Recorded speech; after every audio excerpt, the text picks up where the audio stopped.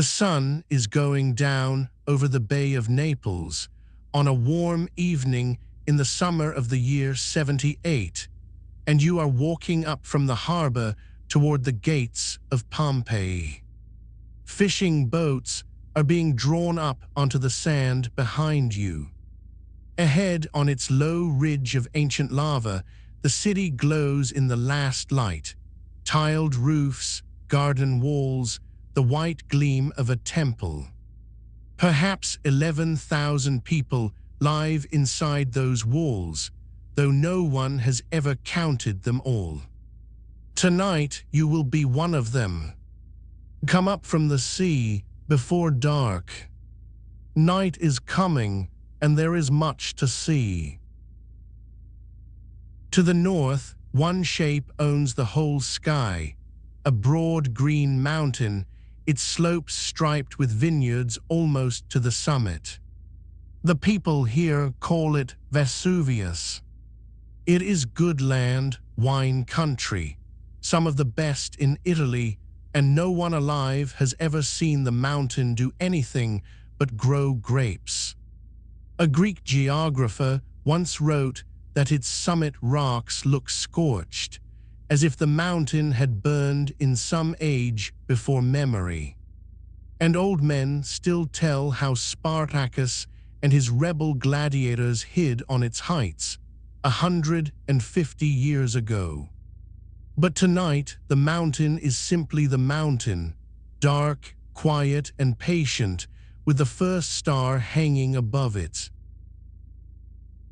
The road steepens, and you climb toward the Marine Gate, a covered ramp driving up through the city wall, with two arched passages side by side, a narrow one for people, a wider one for mules and their loads. It is too steep for carts, so porters do the work here, and you fall in behind one balancing a basket of fish on his shoulder. Inside the tunnel, the air is cool and smells of stone. Voices echo. Then you step out the far end, and the city opens in front of you, street after street, in the amber light of sunset. The streets of Pompeii are paved with slabs of gray volcanic stone, polished by generations of feet and cut with deep ruts by generations of wheels. The sidewalks ride high on either side, and at every crossing, great stepping stones stand up from the roadway like islands, so that you can cross without ever coming down. Because the street itself is also the city's drain, and the water that washes it never stops coming. Step from stone to stone, as everyone here learns to do as a child, and follow the sound of falling water. On the corner stands a public fountain, a plain stone basin, a carved face, and a jet of cold mountain water that has been running all day and will run all night. The water comes from hills many miles away, carried by an aqueduct to a tall brick water castle by the northern gate, then stepped down through towers and lead pipes to fountains like this one on almost every corner. The rim of the basin is worn into hollows where hands and jugs have rested, year after year. Whatever else happens tonight, this sound will not stop. Pompeii sleeps to running water. The city has an answer to hunger on nearly every street. A cook shop, its masonry counter facing the pavement, with great clay jars set down into the marble top. Archaeologists will one day count these snack bars by the dozen. Most ordinary people here have no kitchen at home worth the name, a room over a shop, a brazier at best, so the counter is where the city eats. Tonight there are lentils, chickpeas simmered with herbs, bread, and cheap wine warmed with spices. You are saving your appetite.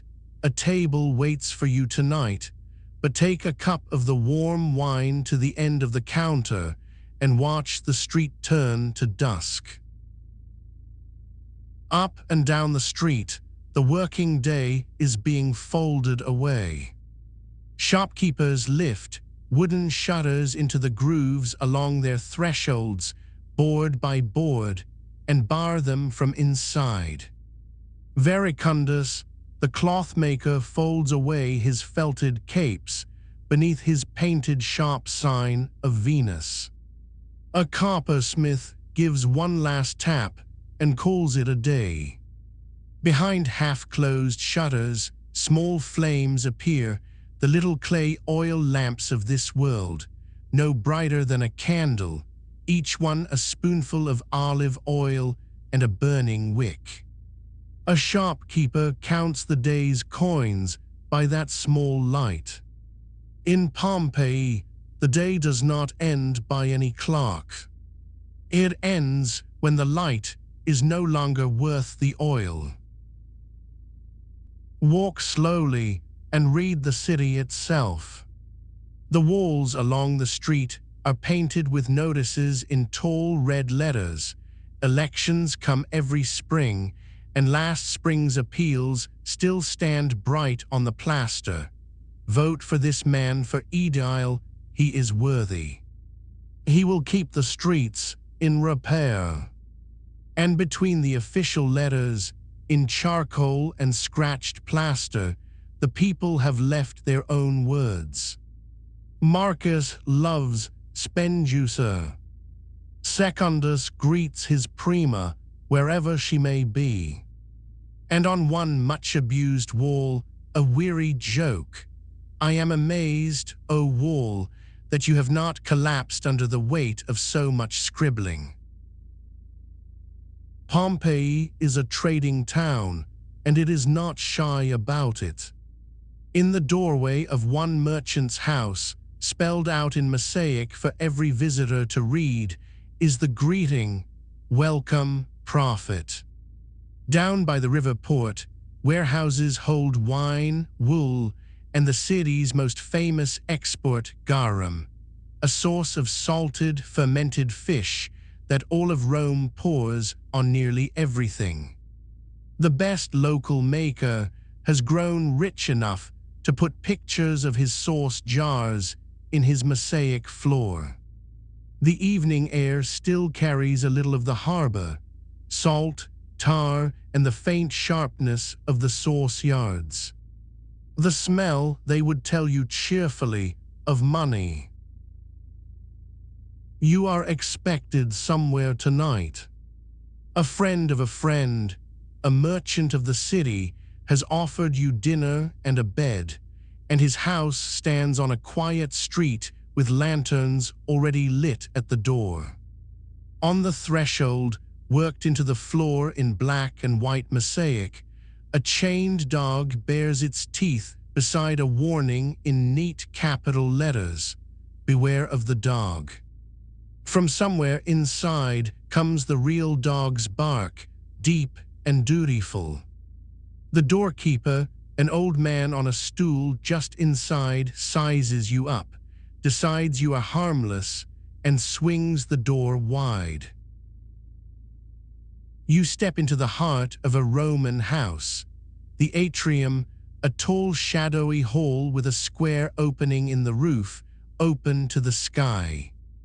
Below the opening, a shallow pool holds the last of the evening light, and the first stars float on its still surface, the house's own piece of the heavens.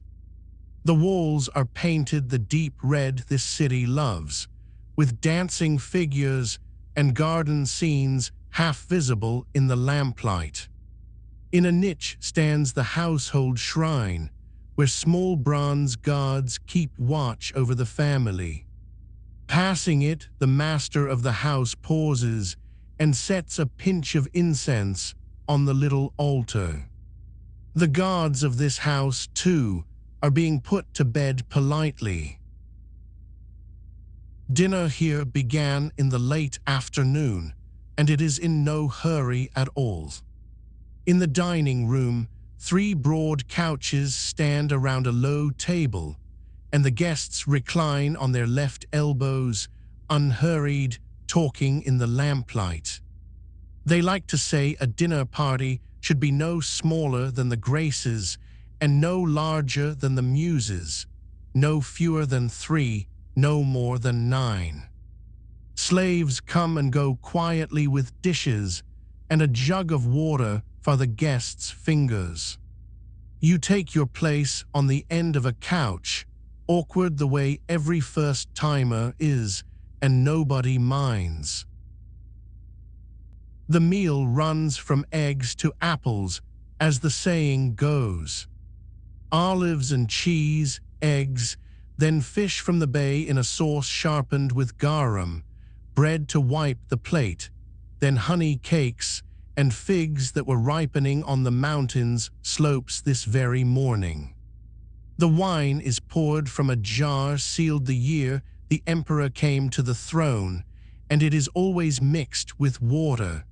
A Roman host would sooner serve you vinegar than serve you wine neat, a habit fit for barbarians. On the grandest tables in town, you might be offered roasted dormice rolled in honey and poppy seed. Tonight's food is simpler and better for it. Look around the dining room and count the flames. A dozen little lamps on stands and brackets, each burning its slow spoonful of oil. This is what wealth looks like after dark. Light in this world is bought by the hour and by the flask, and most of the city cannot afford to buy much of it. In the small rooms over the shops, families eat by one flame and then put it out. Darkness is free, and so the night belongs to sleep, and Pompeii, like every city of its age, mostly goes to bed with the sun. A few streets away, the public baths are closing their doors. All afternoon they were the loudest place in town. Swimmers, ball games, the slap of the masseur, sellers of sausages and honeyed drinks crying over the din.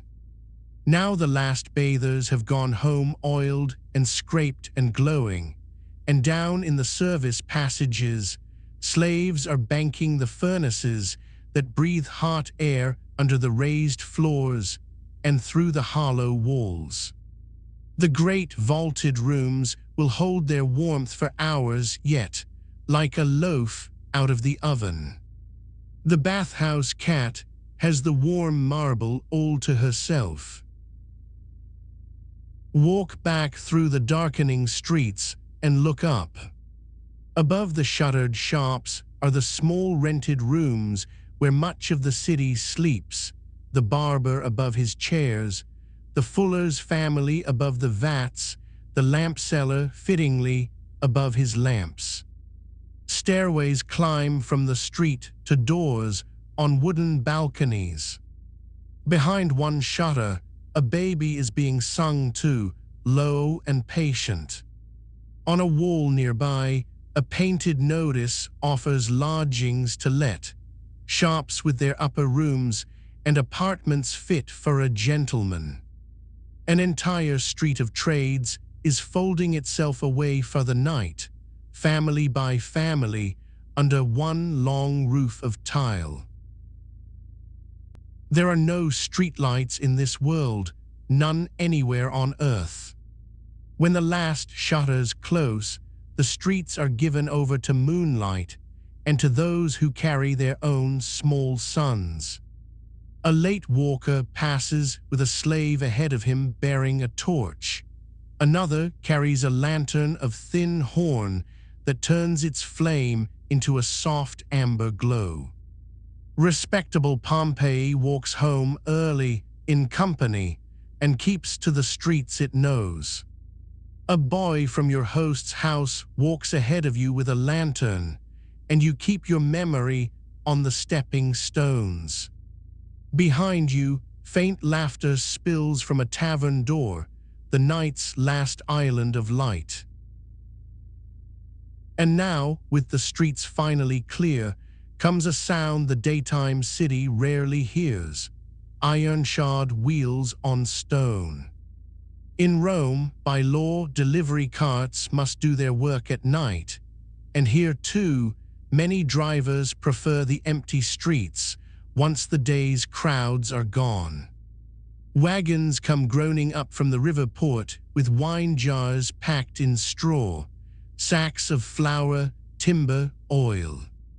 The drivers walk at the mule's head with a lamp, cursing softly and companionably at every rut. Those ruts, worn deep into the paving stones, are the diary of 10,000 such nights. To sleep in a Roman town is to sleep over distant wheels.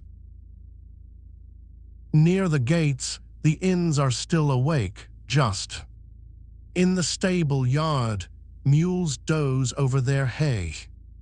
In the common room, a landlady tallies the evening by a single lamp while the last guests, a wool dealer, 2 sailors, a muleteer who swears he leaves at first light, bend over a final game of dice.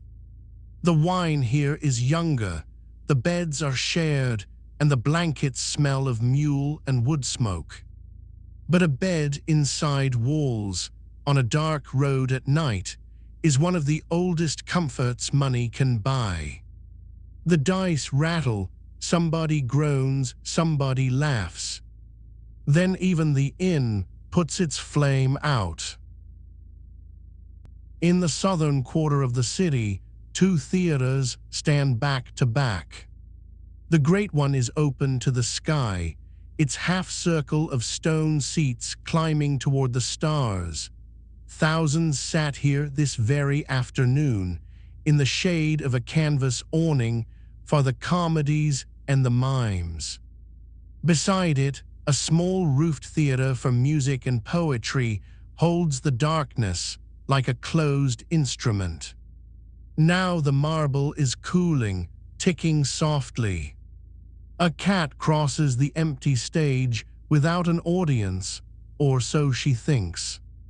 You watch from the top row, the city's roof silver below you, and applaud silently.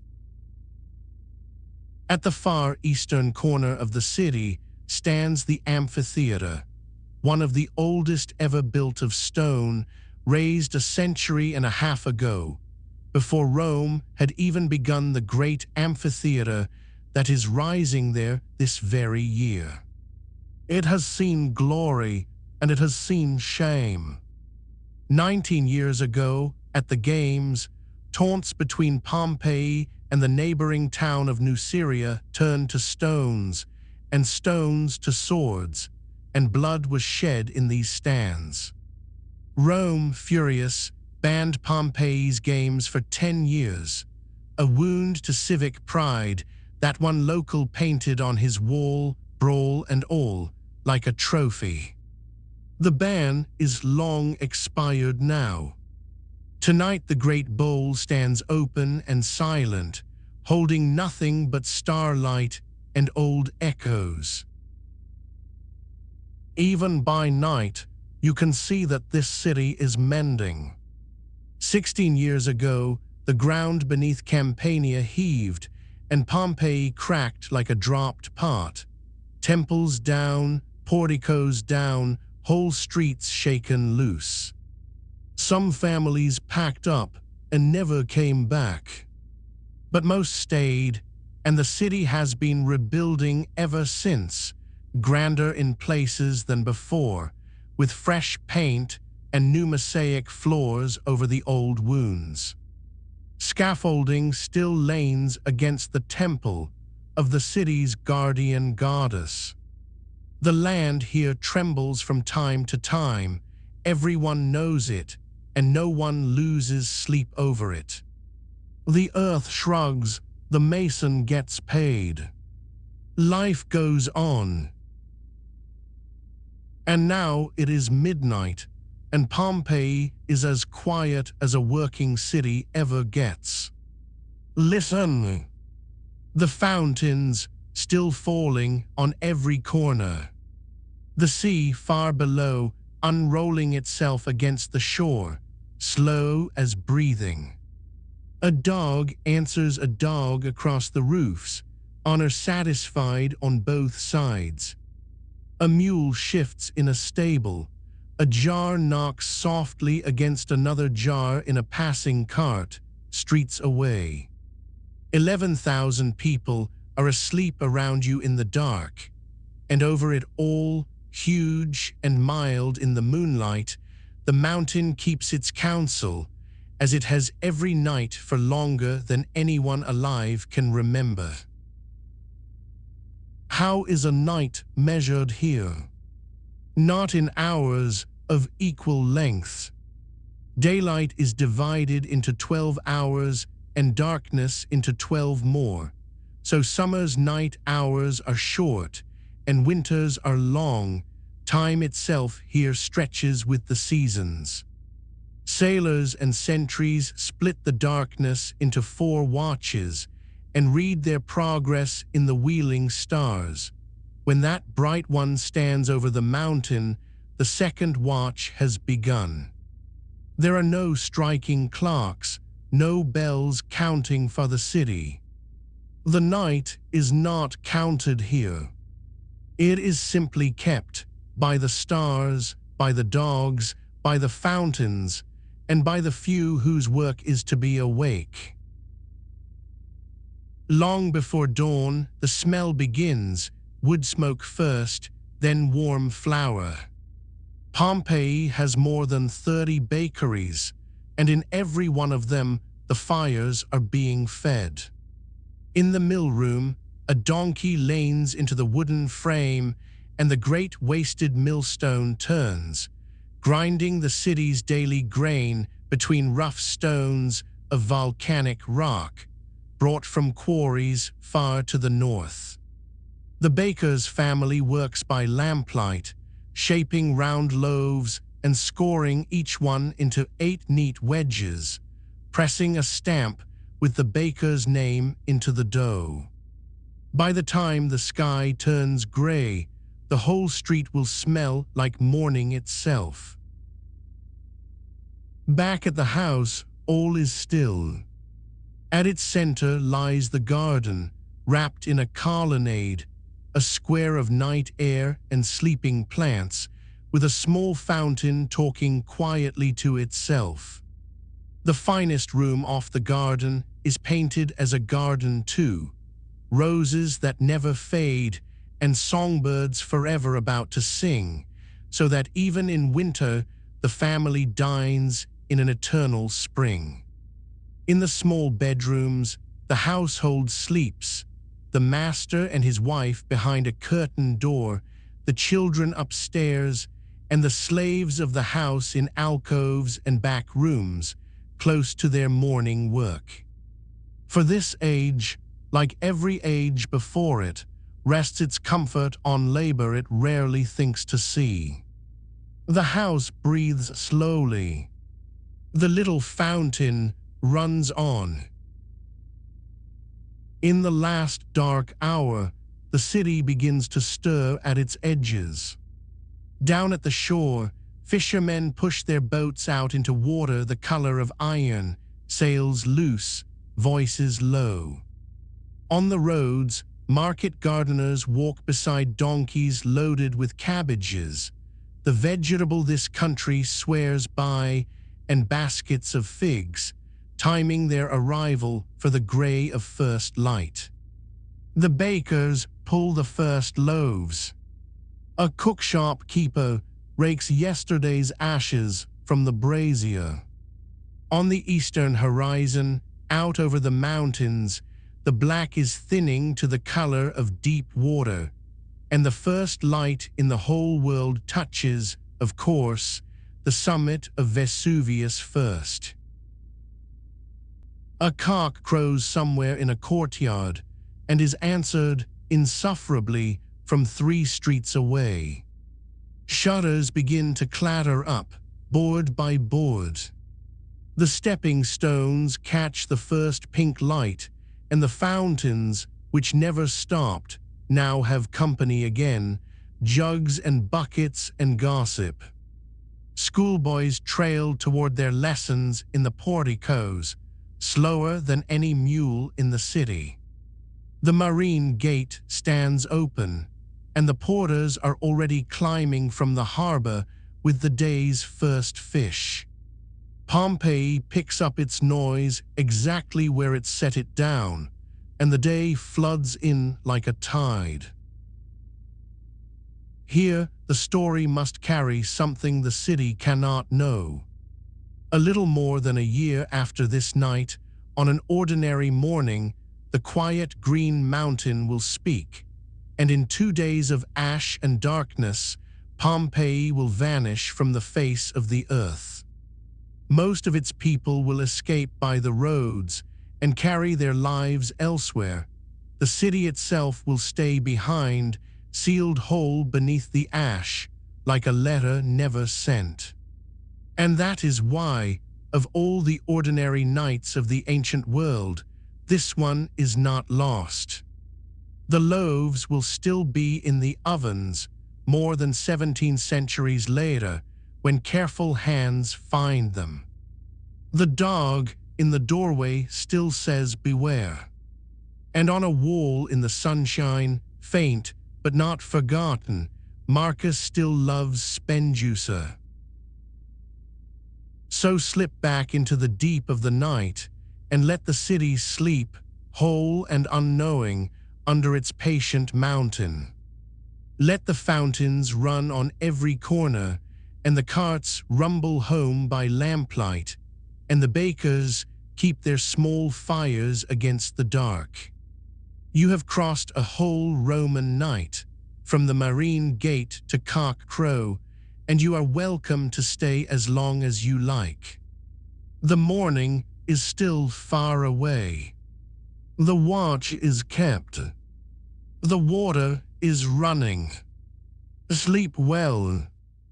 Good night.